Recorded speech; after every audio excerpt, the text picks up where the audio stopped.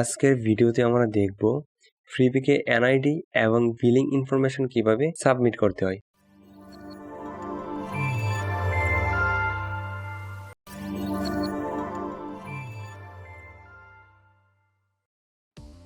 আসসালামু আলাইকুম এভরিওয়ান, আশা করি সবাই ভালো আছেন এবং সুস্থ আছেন।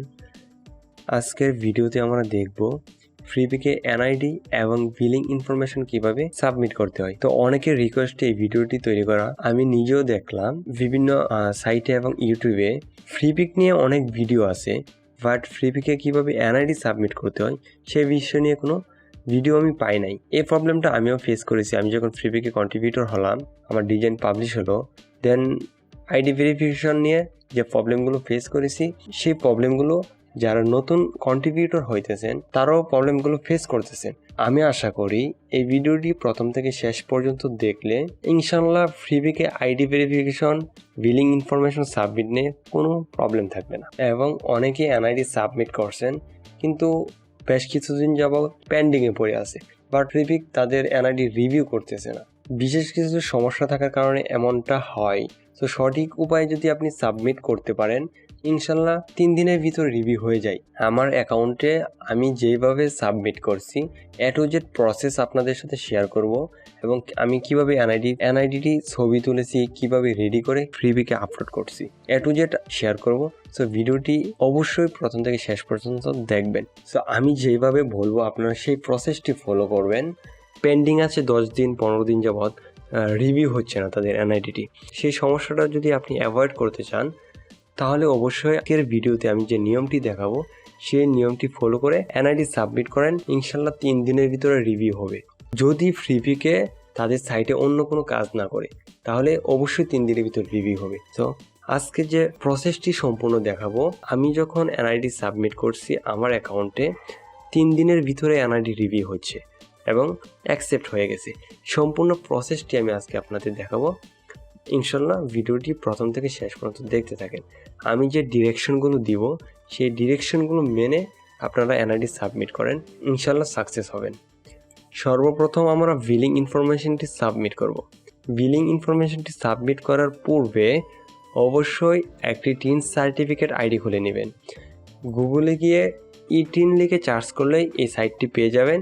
সেখানে এসে রেজিস্টার থেকে আপনার এনআইডির তথ্য অনুযায়ী একটি টিন সার্টিফিকেট খুলবেন। খোলার পরে একটি টিন নাম্বার পাইবেন, সেই নাম্বারটি প্রয়োজন হবে। এবং টিন সার্টিফিকেট খোলার পর একটি পেইনিয়র অ্যাকাউন্ট খুলে নেবেন।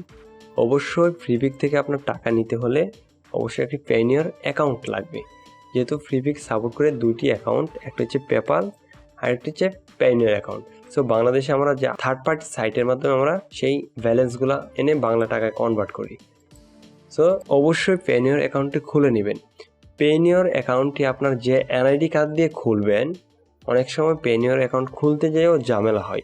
সো সেই জন্যই বলা, অবশ্যই আগে পেইনিয়র অ্যাকাউন্টটি খুলবেন। পেইনিয়র অ্যাকাউন্ট যেই এনআইডি কার্ড দিয়ে খুলবেন সেই এনআইডি কার্ডের তথ্যগুলো এখানে সাবমিট করবেন। এখানে টিক চিহ্ন দেওয়ার দরকার নাই। সো যেহেতু আপনি ইন্ডিভিজুয়াল, ব্যক্তিগত, সো এখানে ব্যক্তিগত রাখবেন, এখানে টিক মার্ক দেওয়ার প্রয়োজন নাই। তারপর এখানে ফুল নেমটি দিবেন। ফুল নেমটি দিবেন বলতে এনআইডি কার্ডের আপনার যে ইংরেজি নেমটি আছে সেই ফুল নেমটি এখানে দিয়ে দিবেন। তারপর আইডি নাম্বার, ব্যাট নাম্বার মানে টিন আইডি নাম্বার। যখন রেজিস্টার করে একটি অ্যাকাউন্ট তৈরি করবেন তখন আপনি একটি ফর্ম পাবেন। সেই ফর্মের মধ্যে একটি টিন নামে একটি নাম্বার পাবেন, ট্যাক্স আইডি, যাকে ট্যাক্স আইডি নাম্বার বলা হয়। সেই নাম্বারটি এখানে বসিয়ে দিবেন। তারপর এনআইডি কার্ডের অনুযায়ী অ্যাড্রেস নাম্বার দিবেন। দেন এখানে একটি পার্সোনাল ফোন নাম্বার দিয়ে দিবেন। পোস্টাল কোড এনআইডি কার্ডে যেটা দেওয়া থাকবে, পোস্টাল কোডটা হচ্ছে এনআইডি কার্ডের ব্যাক পার্টে দেওয়া থাকে, এখানে এটা হচ্ছে পোস্টাল কোড। পোস্টাল কোড দিবেন, সিটি দিবেন, কান্ট্রি দিবেন। তারপর এখান থেকে পেইনিয়র সিলেক্ট করে দিবেন। আপনি যখন পেইনিয়র খুলবেন অবশ্যই পেইনিয়র অ্যাকাউন্টটি একটি জিমেল অ্যাকাউন্ট দিয়ে খুলতে হয়।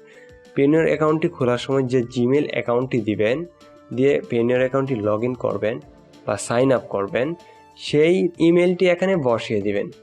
ভুল যেন না হয়, কারণ এই ইমেলের মাধ্যমেই আপনার পেইনিয়র অ্যাকাউন্টে টাকাটা ট্রান্সফার করবে ফ্রিপিক কোম্পানি। বুঝতে পারছেন?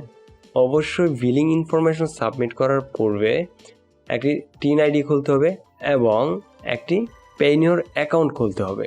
ট্যাক্স আইডি যেই এনআইডি কার্ড দিয়ে খুলবেন এবং পেইনিওর অ্যাকাউন্ট যেই এনআইডি কার্ড দিয়ে খুলবেন সেই এনআইডি কার্ডের তথ্যই সেই বিলিং ইনফরমেশনে সাবমিট করতে হবে। আশা করি বুঝাইতে পারছি। সাবমিট করার পর দেন এখান থেকে সেভ করে দিবেন। সেভ করলে আপনার বিলিং ইনফরমেশনটা পেন্ডিংয়ে চলে যাবে। পেন্ডিংয়ে যাওয়ার পর বিলিং ইনফরমেশনের কাজ কমপ্লিট। তারপর মাই ডকুমেন্ট মানে যেখানে আপনি এনআইডি সাবমিট করবেন। এনআইডি সাবমিট করতে এসে ম্যাক্সিমাম লোকেই এই প্রবলেমটা ফেস করে থাকেন। ইস্যু ডেটটা কি দিবে এবং এক্সপায়ার ডেটটা কি দিবে।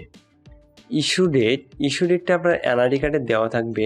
এক্সপায়ার ডেট হচ্ছে এমন একটা ডেট দিবেন যদি আপনি চান এই এনআইডি কার্ডটা আপনি পরবর্তীতে চেঞ্জ করবেন বা পরবর্তীতে অন্য একটি এনআইডি কার্ড সাবমিট করবেন, তাহলে এক্সপাইরেশন ডেট যেটা দিবেন সেই সময় পরে আপনি চাইলে নতুন একটি এনআইডি কার্ড সাবমিট করতে পারবেন। এটা হচ্ছে এক্সপাইরেশন ডেট। যে এনআইডি কার্ডটা সাবমিট করবেন বর্তমানে সেটি অ্যাপ্রুভ হওয়ার পর এখানে যে ডেটটা দিবেন সেই ডেট যখন চলে যাবে, পার হয়ে যাবে, তখন চাইলে আপনি নতুন আরেকটি এনআইডি কার্ড সাবমিট করতে পারবেন। তো এখানে মনে করেন ইস্যু ডেট দিলেন, যেমন ধরেন আমি যে এনআইডি কার্ডটা রাখছি এই এনআইডি কার্ডের ইস্যু ডেটটা আমি এইটা দিলাম 28/4/2020 আর এখানে এক্সপাইরেশন ডেট দিলাম মানে হচ্ছে 2035 সালের 4 মাস 6 তারিখে এই এনআইডি কার্ডের ডেটটি শেষ হয়ে যাবে। এরপরে চাইলে আমি অন্য একটি এনআইডি কার্ড সাবমিট করতে পারবো। এটা হচ্ছে এক্সপাইরেশন ডেট। আশা করি বুঝাইতে পারছি। দেওয়ার পর এখন হচ্ছে আমাদের এনআইডি যেটি সাবমিট করতে হবে, যে এনআইডি ফটোটি সাবমিট করতে হবে, সেই ফটোটি কীভাবে রেডি করতে হয় চলুন দেখে আসি। এটা হচ্ছে আমার এনআইডি আমি যেটি সাবমিট করেছিলাম। নর্মাল এবং স্মার্ট এটার মধ্যে কোনো পার্থক্য নাই, মানে স্মার্ট করতে হবে এমন কোনো কথা নেই, আপনার এনআইডি কার্ড হলেই হলো। তো অবশ্যই এনআইডি কার্ডের ছবিটা যখন তুলবেন অবশ্যই একটি সাদা হোয়াইট কালার পেপারের উপর রেখে তোলার চেষ্টা করবেন। ফ্রেশ একটা খাতার পেজ হতে পারে, সেই পেজের উপর রেখে এনআইডি কার্ডের ফ্রন্ট পার্ট এবং ব্যাক পার্টের পিকটা তুলে নেবেন। তুলে নেওয়ার পর অবশ্যই ফ্রন্ট পার্ট এবং ব্যাক পার্ট দুটি পার্ট একটি পেজের উপরে রেখে ফ্রিপিকে সাবমিট করতে হবে। তো যখন আপনি মোবাইল দিয়ে ছবি তুলবেন দুটি আলাদা আলাদা ছবি হয়ে যাবে, ঠিক আছে? সেই দুটিকে দেখেন, প্রথম আমি এই ছবিটি তুলেছি, তারপর ব্যাক পার্টের এই ছবিটি তুলেছি। দুটি ছবিকে আমি ফটোশপে নিয়ে একটি পিকে রূপান্তর করছি। সো আপনারা ফটোশপে যাবেন, ফটোশপ থেকে Ctrl+N দিয়ে ওয়েব থেকে একটি আর্টবোর্ড নিলাম। এখন ফ্রন্ট এবং ব্যাক পার্ট দুটোকে ধরে ফটোশপে নিয়ে যাব। নিয়ে আসার পর ব্যাক পার্টটা এই সাইড দিয়ে রাখলাম।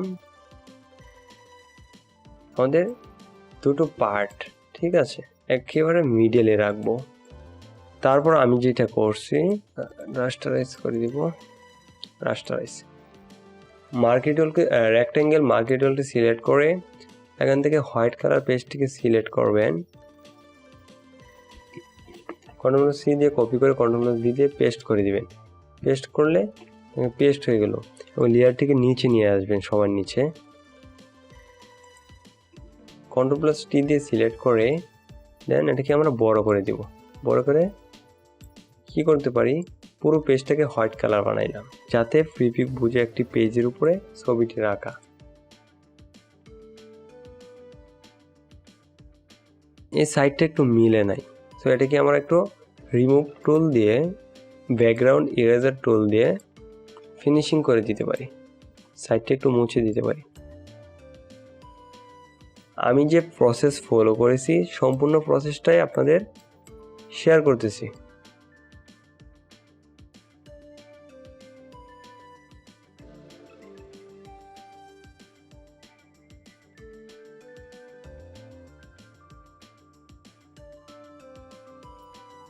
ওকে, সবগুলোকে সিলেক্ট করব, রাইট বাটন ক্লিক করে মার্জ লেয়ার অথবা মার্জ ভিজিবল লেয়ার করে দিতে পারি, মানে একটি লেয়ার করে ফেলবো। That's it. এখন এটাকে আমরা সেভ করব। সেভ কম্পিউটার ডেস্কটপে জেপিজি সেভ করব। That's it. স্ট্যান্ডার্ড কোয়ালিটি দিয়ে দিব। ওকে, সেভ হয়ে গেল। তারপর আমাদের এখানে আইসা ইস্যু ডেট এবং এক্সপায়ারেশন ডেটটি দেওয়ার পর এখান থেকে ব্রাউজ করে লোকেশনটা ধরে ইমেজটি নিয়ে আসবো। এনআইডি কার্ড চলে আসলো, দেন আমরা আপলোড ডকুমেন্টে দিয়ে দিব। আপলোড ডকুমেন্টে দেওয়ার পর পেন্ডিংয়ে চলে যাবে। সো এনআইডি কার্ডটিও পেন্ডিংয়ে থাকবে এবং বিলিং ইনফরমেশনটিও পেন্ডিংয়ে থাকবে।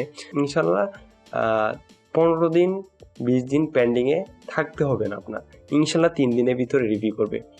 আশা করি ভিডিওটি যে প্রসেসটি আমি দেখাইছি সম্পূর্ণ প্রসেস ফলো করে যদি আপনি ফ্রিপিকে এনআইডি সাবমিট করেন, ইনশাল্লাহ অ্যাকসেপ্ট করবে, রিজেক্ট করবে না। সব কিছু যদি ঠিক থাকে, আই মিন পেনিয়ার অ্যাকাউন্টের সাথে এনআইডি কার্ড মিল থাকতে হবে, ট্যাক্স আইডির সাথে মিল থাকতে হবে এবং বিলিং ইনফরমেশন এবং মাই ডকুমেন্ট। সো যখন এই 4টা বিষয় সেম থাকবে, আপনার এনআইডি কার্ডটি রিজেক্ট করার কোনো কারণই পড়ে না। অবশ্যই অ্যাপ্রুভ করবে এবং অ্যাকসেপ্ট করে নেবে সর্বোচ্চ 3 দিনের ভিতরে। সো এই ছিল আজকের ভিডিওটি ভালো লাগলে অবশ্যই একটি লাইক দিবেন এবং কমেন্ট করে জানাবেন আপনার মতামত এবং কি রিলেটেড ভিডিও চান সেই রিলেটেড ভিডিও ইনশাল্লাহ দিব, কমেন্ট করে জানাবেন। সো সবাই ভালো থাকবেন, আল্লাহ হাফেজ।